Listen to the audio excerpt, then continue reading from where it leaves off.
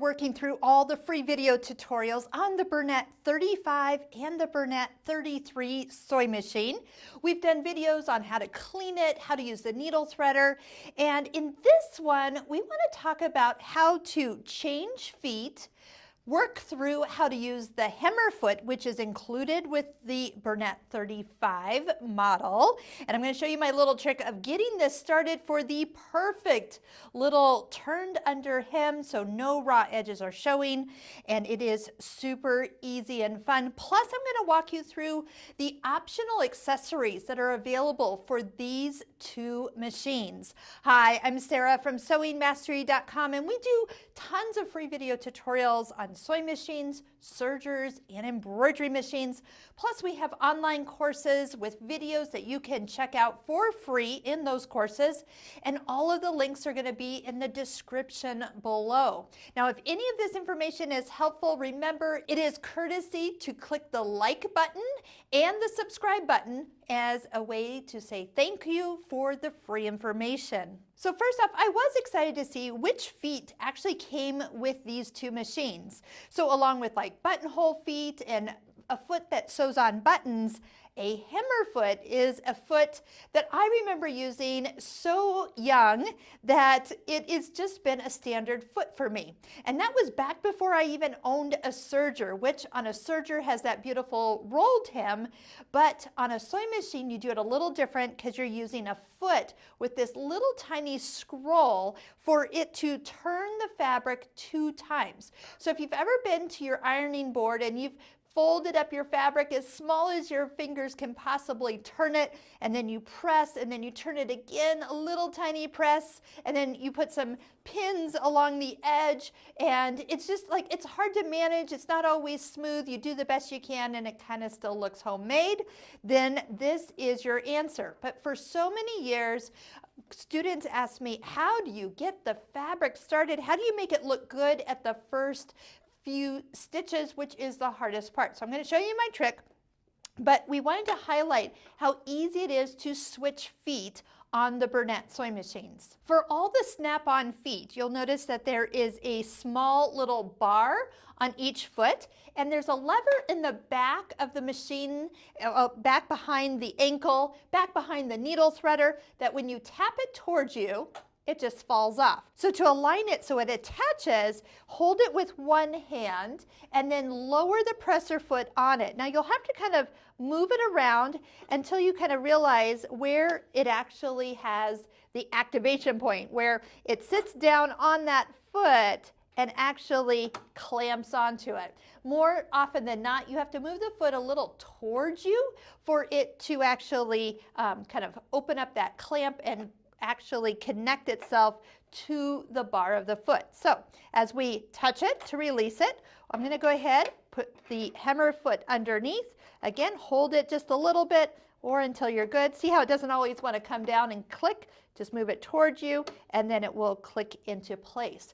For the hemmer foot, we are setting the machine up for a straight stitch. So you're on stitch selection A. I'm going to do a 2.5 stitch length and make sure your needle is in the center needle position. Next, you can take your threads and just slide them underneath the foot, and I always push those to the back. So here's the trick for getting your fabric started, and you're going to want to practice this a couple times. I will tell you, it is usually not a first time perfection, but it is a second, third, and fourth try gives you the feel for what you're looking for. So start off at your edge and fold it as small as your fingers can possibly turn it. So I just do the best I can, kind of finger press it and then finger press it again. So 2 folds, and then you need a straight pin. The straight pin is just going to hold the edges that you've turned with your fingers and help them stay in place.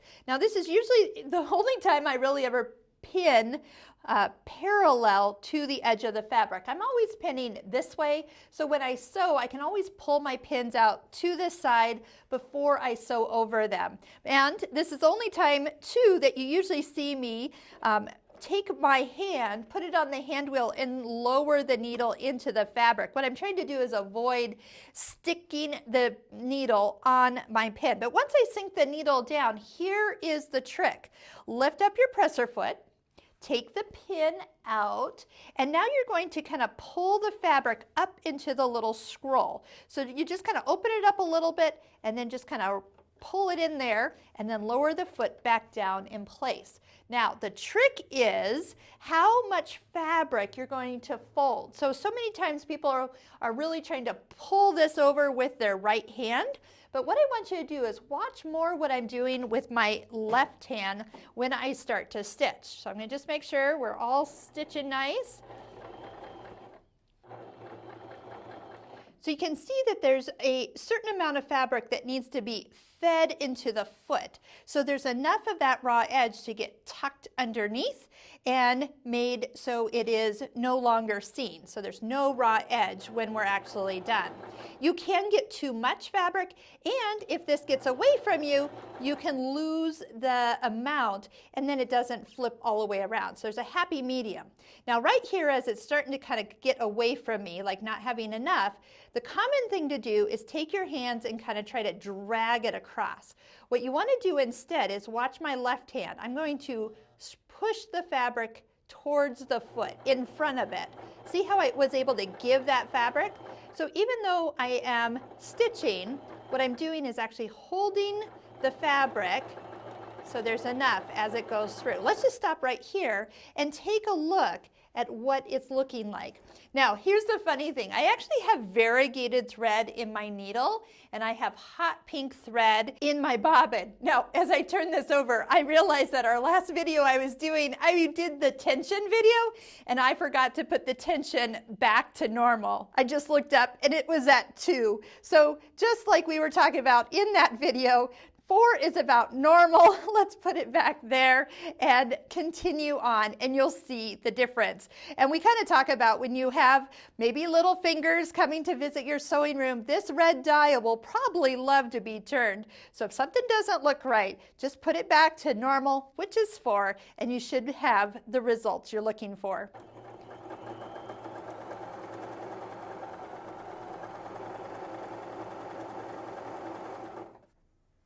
Ah, so much better. I'll just continue sewing all the way down. You can kind of watch as I use more of my left index finger to kind of slide that fabric into the foot. This is a great way to do hems for anything home dec, like curtains. It can be done on napkins, any place that you just want that perfect turned edge, but without all the work that it takes to turn the edge, press, and turn the edge again and press. And usually you burn your fingers along the way. The hemmer foot is so much easier once you get the practice. Now let's go into some of the extra feet that are available for the Bernette machines. If you're thinking of joining us for our Stitching Cosmos online course, this foot set is also the best thing to buy because these are some of the feet we'll be covering in this course, and having them all at your fingertips would be ideal. We've put a link below where you can check out free videos to the Stitching Cosmos course and see if that course is right for you. There is a non-stick foot. This white foot is designed to slide on things that are sticky, like vinyl or plastic. If you are sewing any like clear zippered bags, that foot is going to glide and not get stuck where your metal foot would. There is a gathering foot, an invisible zipper foot, an open toe foot, which I do like to do when I'm doing decorative stitches, a darning or free motion quilting foot. So if you want to drop your feed dogs and free motion quilt, this is your foot for you. Cording or couching foot. So those 3 grooves, you can run cord through them and stitch over them, making for some fun embellishment options. Your 1/4 inch foot, or as it's listed, a patchwork foot. So for 1/4 inch seam allowances. An overlock foot. So if you don't have a serger, this is your foot of choice. Highly recommend that foot for any time you're working on knits or overlocking the edges of your fabric so they don't unravel. A straight stitch foot. So sometimes you see where you're getting really close up to a certain edge, and instead of having a foot with zigzag opening, that straight stitch foot will guide the needle, keep it nice and going straighter than straight. So put a straight stitch foot on, and then also an embroidery foot for some extra decorative stitches. That's all included. And then if you are looking for a walking foot, you do purchase that separately. And while I was looking at the feet hanging in our retail store, I realized that Bernette also packages a ruler foot. So this is free motion quilting with rulers.